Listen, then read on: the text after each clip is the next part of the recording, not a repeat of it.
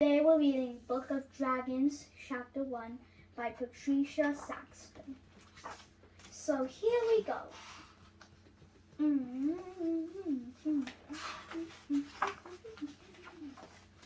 Chapter 1 is called Zeke. Grandpa Bud sat on a tree stump. His chiseled, wrinkled face appearing years younger in the light of a campfire. Squinting through the bright flames, he looked at me straight in the eye, as if reading my thoughts. So you want to know about dragons, do you? He said. And why is that? Timidly, I replied, "Well, I think they're interesting, sir." Interesting? He roared. They are fearsome, ugly, ill-mannered beasts with tempers as hot as their fiery breath.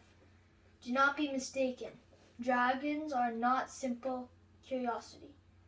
But there aren't any real dragons, right, Grandpa? Raising an eyebrow, Grandpa Bud poked the fire and took a long, deep breath. Oh, but they are real.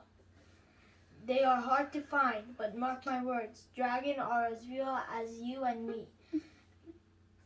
And they are dangerous business. So dragons that you and I need to have an understanding before I say another word. Are you listening? Yes, I whispered. First, he said, you must know that looking for dragons is the most dangerous thing you will ever do. Most are downright nasty, and you don't know if one is nasty or not until it's too late. So if you decide to go looking, leave your friends and dogs at home. Second, you must be very quiet. Dragons have excellent hearing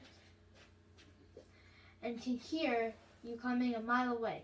When hunting for dragons, you cannot see much, as brush a leaf or swat a mosquito or sneeze. And third, the most important, if you are so fortunate as to find a dragon, you must promise to never ever reveal its location. Living soul. Do you promise? My heart was pounding. No, my heart was pounding as I barely... Okay, no, stop. My heart was pounding as I barely managed to say, "I promise, Grandpa." Grandpa Bud nodded and then poked the fire again. All right, then. We have a...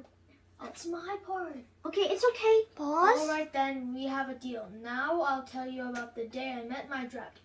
It was a stormy night up here on the mountain.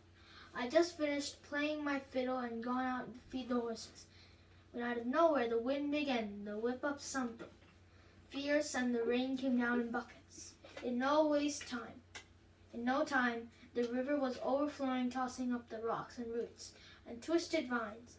I was about to head back to the cabin when I heard a strange noise coming from the pile of brush. Sounded like a hound dog in the middle of an apart line. I grabbed my shotgun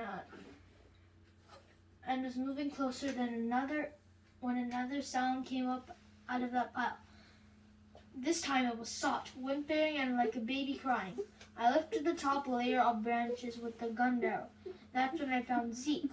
He was just a little guy, no bigger than a crock, and he was shaking so hard I thought his scales might rattle off. And he had a big orange stripe on his head, puffs of smoke coming from his mouth, and fear in his eyes. When he saw me, he tried to run, but his tail got caught in the vines. I had to cut him loose with my knife, and one of his spikes got off in the process, and it wasn't for that all of all. Okay, I didn't see him for another 10 years.